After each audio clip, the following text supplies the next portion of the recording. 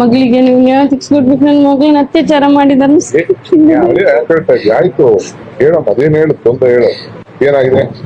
ನಮ್ಮ ಮಗಳನ್ನ ನೇತ್ರಾವತಿಯಲ್ಲಿ ಕಲ್ಕೊಂಡು ಹೋಗಿ ಅತ್ಯಾಚಾರ ಕೊಲೆ ಮಾಡಿದರೆ 13 ವರ್ಷದಿಂದ ಹೋರಾಟ ಮಾಡ್ತಾ ಇದ್ದೀನಿ. ಇದುವರೆಗೂ ನನಗೆ ನ್ಯಾಯ ಸಿಗ್ತಿಲ್ಲ.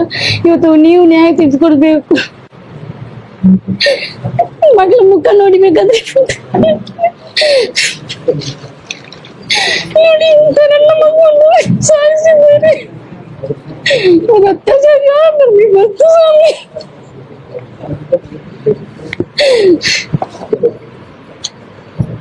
ಏನಾಯ್ತು ಈಗ? ಹೋಟೆಲ್ ಏನಾಯ್ತು? ಅಖಿಲ ಕಮಿಟಿ ಮಾಡಿ ಸರ್ಕಾರಕ್ಕೆ ಒತ್ತಾಯ ಮಾಡಿದ್ದಾರೆ ಕೋರ್ಟು. ಅದು ಕೂಡ ಮಾಡ್ತಿಲ್ಲ ಸರ್.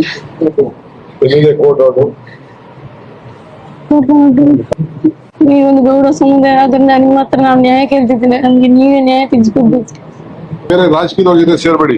ಇಲ್ಲ ಸರ್, ನಾವು ಯಾವ ರಾಜಕೀಯದಲ್ಲಿ ಇಲ್ಲ ಸರ್. ನಾವು ಮುಖ್ಯಮಂತ್ರಿ ಆಗ್ಬೇಕು ಅಂತಿರುವ ಡಿ.ಕೆ. ಶಿವಕುಮಾರ್ ಒಕ್ಕಲಿಗರ ನಾಯಕ, ನಾನೇ ಮುಂದಿನ ನಾಯಕ ಅಂತ ಬಿಂಬಿಸಿಕೊಳ್ತಿರುವಂತ ಡಿ.ಕೆ. ಶಿವಕುಮಾರ್ ಸಿದ್ದರಾಮಯ್ಯ ಅವರನ್ನು ಕೆಳಗಿಳಿಸಿ ನಾನೇ ಮುಖ್ಯಮಂತ್ರಿ ಆಗ್ಬೇಕಂತಿರೋ ಡಿ.ಕೆ. ಶಿವಕುಮಾರ್ ಯಾವ ರೀತಿ ನಡ್ಕೊಂಡ್ರು, ಒಂದು ಬಡ ಒಕ್ಕಲಿಗ ತಾಯಿ ತನ್ನ ಮಗಳ ನ್ಯಾಯಕ್ಕಾಗಿ ಡಿ.ಕೆ. ಶಿವಕುಮಾರ್ ಅವ್ರನ್ನ ಭೇಟಿಯಾದಾಗ ಯಾವ ರೀತಿ ನಡ್ಕೊಂಡಿದ್ರು ಅಂತ ಹೇಳಿ ಎಲ್ಲ ಕರ್ನಾಟಕದ ಜನತೆ ಕೂಡ ನೋಡಿದ್ದಾರೆ ಅಂತಾನೆ ಹೇಳ್ಬೋದು.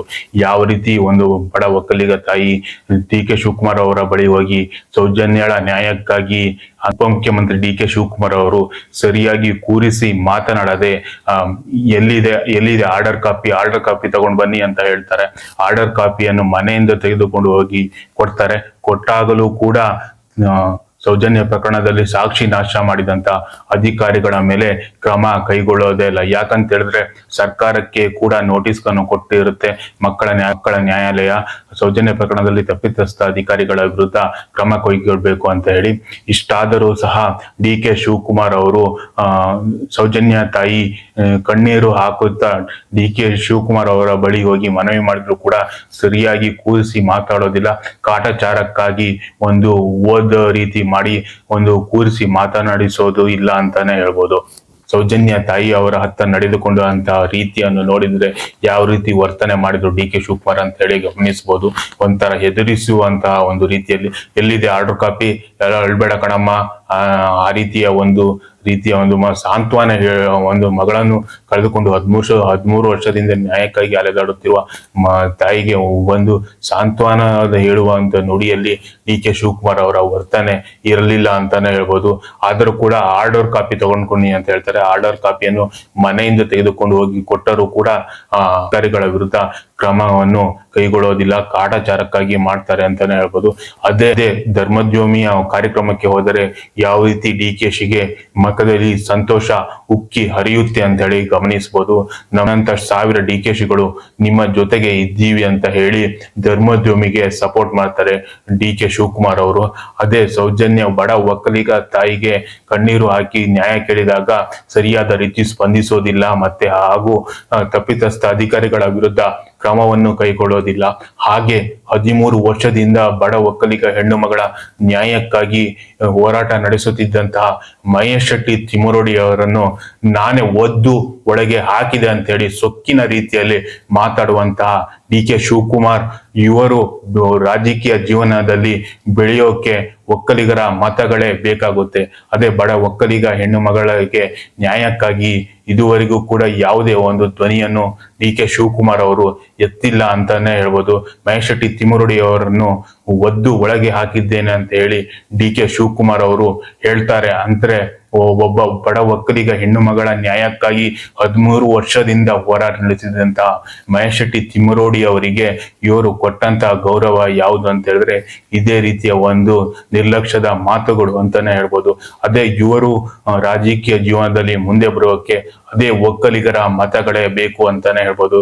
ಯಾಕಂತ ಹೇಳಿದ್ರೆ ಇವರು ಒಕ್ಕಲಿಗ ಈಗ ಒಕ್ಕಲಿಗರ ಮುಂದಿನ ನಾಯಕ, ಮುಂದಿನ ಮುಖ್ಯಮಂತ್ರಿ ಅಂತ ಹೇಳಿ ಬಿಂಬಿಸಿಕೊಳ್ಳುತ್ತಿರುವಂತಹ ಡಿ.ಕೆ.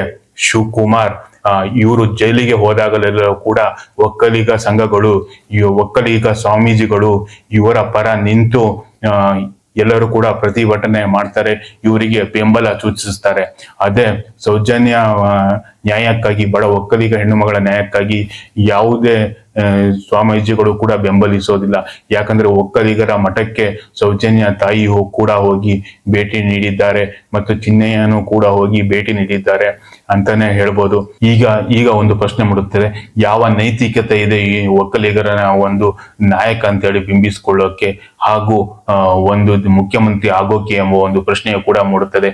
ಒಂದು ಬಡ ಒಕ್ಕಲಿಗ ತಾಯಿ ಇವರ ಬಳಿ ನ್ಯಾಯ ಕೇಳೋಕೆ ಬಂದಾಗ ಒಂದು ಸರಿಯಾದ ರೀತಿ ಕೂರಿಸಿ ಮಾತಾಡೋದಿಲ್ಲ, ಒಂದು ನಿರ್ಲಕ್ಷ್ಯದ ಭಾವನೆಯನ್ನು ತೋರಿಸಿ ಒಂದು ಹೆದರಿಸುವ ರೀತಿ ಒಂದು ಮಾತನಾಡಿ, ಎಲ್ಲಿದೆ ಆರ್ಡರ್ ಕಾಪಿ ತೆಗೆದುಕೊಂಡು ಬನ್ನಿ, ಆರ್ಡರ್ ಕಾಪಿ ಎಲ್ಲಿದೆ ಹಂಗ ಹೇಳಿ ಹೆದರಿಸಿ ಆರ್ಡರ್ ಕಾಪಿ ತಂದು ಕೊಟ್ಟರು ಕೂಡ, ಕೋರ್ಟಿನ ಆರ್ಡರ್ ಕಾಪಿ ತಂದು ಕೊಟ್ಟರು ಕೂಡ ತಪ್ಪಿತಸ್ಥ ಅಧಿಕಾರಿಗಳ ವಿರುದ್ಧ ಕ್ರಮವನ್ನು ಕೈಗೊಳ್ಳೋದಿಲ್ಲ. ಈ ರೀತಿಯ ಒಬ್ಬ ವ್ಯಕ್ತಿ ಮುಂದೆ ಮುಖ್ಯಮಂತ್ರಿ ಆದ್ರೆ ಇವರು ಬಡವರ ಪರ ಇರ್ತಾರಾ ಎಂಬ ಒಂದು ಪ್ರಶ್ನೆಯು ಕೂಡ ಮೂಡ್ತದೆ ಅಂತಾನೆ ಹೇಳ್ಬೋದು.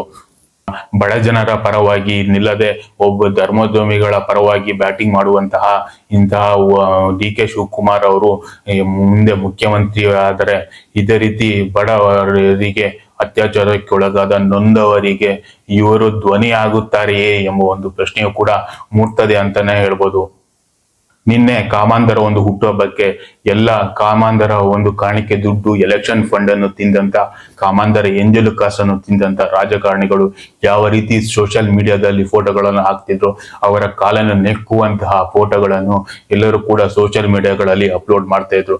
ಅಂದ್ರೆ ಇವರು ಯಾವ ರೀತಿ ಒಂದು ಅನ್ಯಾಯ, ಅತ್ಯಾಚಾರ, ಅಧರ್ಮ ಮಾಡಿದಂತಹ ವ್ಯಕ್ತಿಗೆ ದೇವರಂತೆ ಬಿಂಬಿಸಿ ಅವರಿಂದ ಕಾಣಿಕೆ ದುಡ್ಡನ್ನು ವಸೂಲು ಮಾಡಿ ಇವರ ರಾಜಕೀಯ ಬೇಳೆಯನ್ನು ಬೇಯಿಸಿಕೊಳ್ಳೋದು ಸ್ಪಷ್ಟವಾಗಿ ಗೊತ್ತಾಗುತ್ತಿದೆ ಅಂತಾನೆ ಹೇಳ್ಬೋದು.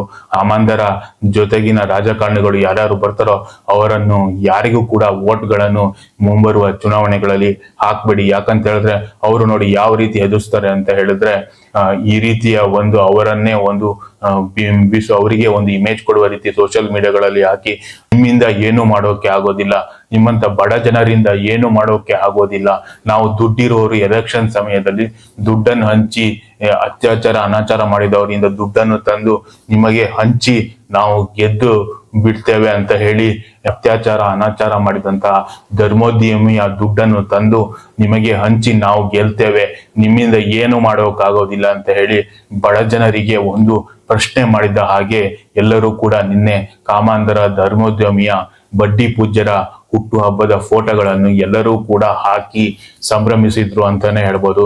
ಯಾವ ರೀತಿ ಒಂದು ಸೊಕ್ಕನ್ನು ಇವರು ತೋರ್ತಿದ್ದಾರೆ, ಇದಕ್ಕೆಲ್ಲ ಉತ್ತರ ಏನು ಅಂತ ಹೇಳಿದ್ರೆ, ಇವರು ನಿಮ್ಮ ಮನೆಯ ಬಾಗಿಲಿಗೆ ಬಂದಾಗ ಚುನಾವಣೆಗಳಲ್ಲಿ ಯಾರು ಕೂಡ ವೋಟನ್ನು ಇವರಿಗೆ ಹಾಕಬೇಡಿ.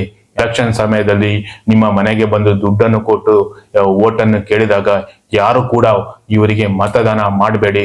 ಇವರಿಗೆ ಬುದ್ಧಿ ಕಲಿಸೋದು ಹೇಗೆ ಅಂತ ಹೇಳಿದ್ರೆ, ಮತದಾನದ ಸಮಯದಲ್ಲಿ ಯಾರ್ಯಾರು ಕಾಮಾಂಧರ ಕಾಲನ್ನು ನೆಕ್ಕುವ ರಾಜಕಾರಣಿಗಳಿದ್ದಾರೋ ಅವರಿಗೆ ಯಾರು ಕೂಡ ಮತಗಳನ್ನು ಮುಂಬರುವ ಚುನಾವಣೆಗಳಲ್ಲಿ ತಾಲೂಕು ಪಂಚಾಯಿತಿ, ಜಿಲ್ಲಾ ಪಂಚಾಯಿತಿ ಹಾಗೂ ಶಾಸಕ ಹಾಗೂ MP ಚುನಾವಣೆಗಳಿಗೂ ಕೂಡ ಯಾರು ಕೂಡ ಈ ಕಾಮಾಂಧರ ಕಾಲನ್ನು ನೆಕ್ಕುವ ಪಕ್ಷಗಳಿಗೆ ಯಾರು ಕೂಡ ಮತಗಳನ್ನು ಹಾಕಬೇಡಿ. ಅವರ ಪಂಚೆಯನ್ನು ಹಿಡಿದುಕೊಂಡು ಓಡಾಡುವಂತ ರಾಜಕಾರಣಿಗಳಿಗೆ ಯಾರು ಕೂಡ ಮುಂಬರುವ ದಿನಗಳಲ್ಲಿ ಮತಗಳನ್ನು ಹಾಕಬೇಡಿ.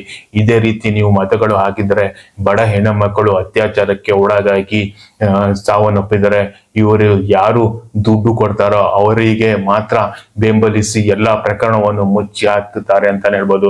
ಇದಕ್ಕೆ ಸಾಕ್ಷಿಯೇ ಸೌಜನ್ಯ ಪ್ರಕರಣ ಅಂತ ಹೇಳ್ಬೋದು.